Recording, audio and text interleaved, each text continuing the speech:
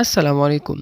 دې ویډیو کې موږ بیخي بیسیک یو څو جملې وایو بلکې لغتونه به وایو چې دا د بګنر والاو دپاره دي. لکه مثال for him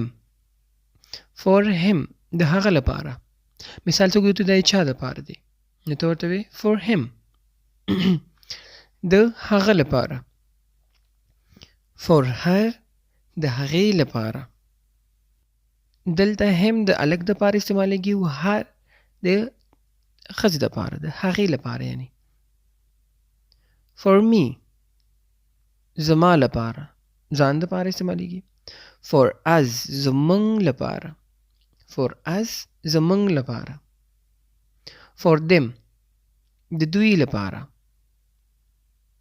چې د دوو څخه زیاتې نو them ورته کاریږي. for both